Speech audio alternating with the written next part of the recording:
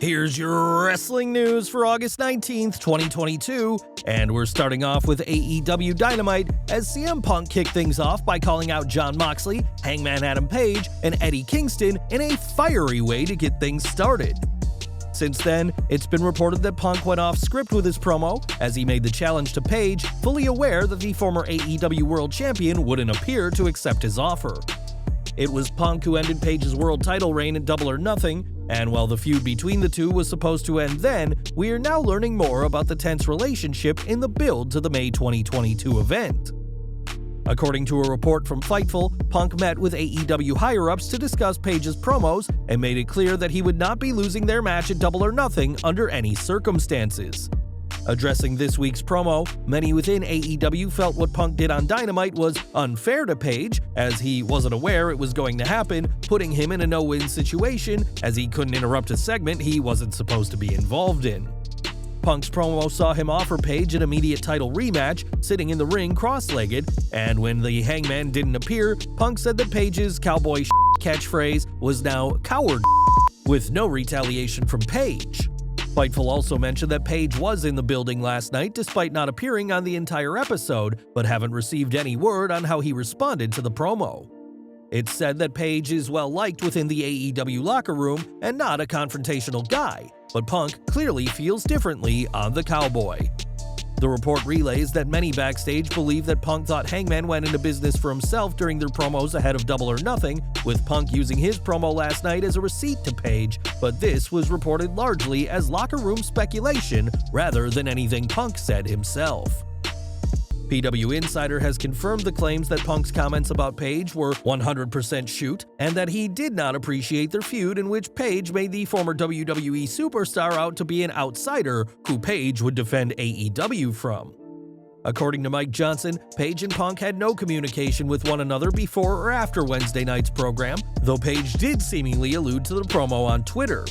Page tweeted lyrics from Megan Thee Stallion's song Anxiety, which can be found on her Traumazine album, and references having bad days, something that Page clearly had this past Wednesday. Between his issues with Page and his injury immediately after his world title run, Punk is said to be so displeased with AEW and making it clear so verbally that some have thought he might quit the company. People close to the AEW World Champion have admitted to Fightful that he might have almost decided to stay home, but aren't convinced that Punk would have quit AEW or will in the future. Fightful also stated that they haven't been given any inkling to believe that Punk will leave AEW, but they have been told by one all-elite veteran that they've heard threats being levied by Punk. Punk is officially set to unify the AEW World Championship on next week's Dynamite against the interim champion Jon Moxley, a match that was originally scheduled for All Out. Fightful states that the decision to change the schedule to next week was made very late, though it's unclear just how late exactly, though we know that the match had originally been planned for All Out in Chicago. With so much happening around Punk, former WWE commentator and on-screen personality Jonathan Coachman has weighed in, joking on Twitter that if he quit AEW, it wouldn't be the first time he walked out of a wrestling promotion. Coachman also said that he hasn't watched wrestling in a long time, but even so, the move wouldn't be shocking from Punk. Of course, the coach's comments are in reference to Punk's infamous WWE walkout after the Royal Rumble, despite being one of the most popular stars at the time. Punk later cited several reasons as to why he exited WWE, including several undisclosed injuries, not getting to ever be in the main event of WrestleMania throughout his lengthy run as WWE Champion. Punk also said that things like watching Batista win the Royal Rumble over fan favorite Daniel Bryan also influenced his decision. Before his 2014 walkout, Punk was scheduled to face Triple H at WrestleMania 30, though when plans changed, the Game fought Bryan in the show's opener, with the winner, Bryan, advancing to the main event world title match with Batista and Randy Orton.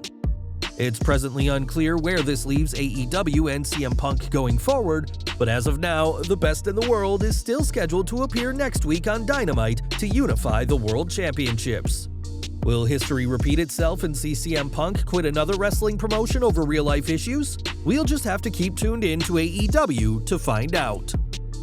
For the past 2 years, WWE have released people in massive waves, all explained as due to budget cuts, with several top superstars losing their jobs. Now we've seen our latest wave of releases, and while nobody from the main roster has been given the pink slip, the roster of NXT UK has been decimated. Yesterday, a reported 24 on-screen performers left NXT UK after it was reported that the brand would be going on a brief hiatus. It's the most superstars released in one day in WWE this year, and the biggest names gone are former NXT UK Tag Team Champions Flash Morgan Webster and Mark Andrews. NXT UK veterans including Dave Mastiff, Sam Gradwell, and Trent Seven are also gone, as well as Wild Boar, Jack Stars, and Ashton Smith. French superstar Amelie, who joined not too long ago, is gone, as is Amelia McKenzie. Ashton Smith, Shaw and Nina Samuels, and Danny Luna have also been released, alongside Primate, Rohan Raja, Kenny Williams, and Amir Jordan. Eddie Dennis, another veteran of NXT UK, is also gone, alongside T-Bone, Teoman, and Saxon Huxley. The release of Xia Brookside is an interesting one, as she had previously competed in the Mae Young Classic, and her father Robbie Brookside works for WWE as a coach at the Performance Center. It's not just wrestlers who have been released, as ring announcer Christy Bosley will also be looking for work elsewhere, as well as Sid Scala, who had served as the assistant to NXT GM Johnny Saint. This marks the third time this year that WWE has done a mass release, with the first on January 5th and the second on April 29th, and this is the first mass release since Triple H took over as head of talent relations. The timing of these releases is certainly of note, as WWE yesterday also announced their new NXT Europe brand in the latest expansion of the developmental part of the company and is set to launch in 2023. With NXT UK's roster being all but wiped out, the claim that the brand is going on a brief hiatus doesn't seem true, as for all intents and purposes, it appears that NXT UK has come to an end. Several people who had once been in WWE are now out of a job, and SmackDown's Butch isn't pleased with one release in particular. On social media, Butch praised Mark Andrews, calling him a pioneer of modern British wrestling and doesn't get the credit he deserves. Butch and Andrews both began their WWE careers as part of the United Kingdom Championship Tournament, facing each other in the semifinals in a match Butch won. A former NXT UK Tag Team Champion, Andrews will now have to find his own way in the wrestling world, but Butch is confident that the former superstar's talent will make him a success. More from AEW now, as CM Punk isn't the only wrestler frustrated with the company at this time. After being squashed by the Gun Club on this week's episode of Dynamite, Griff Garrison and Brian Pillman Jr. took to Twitter to let people know how they felt.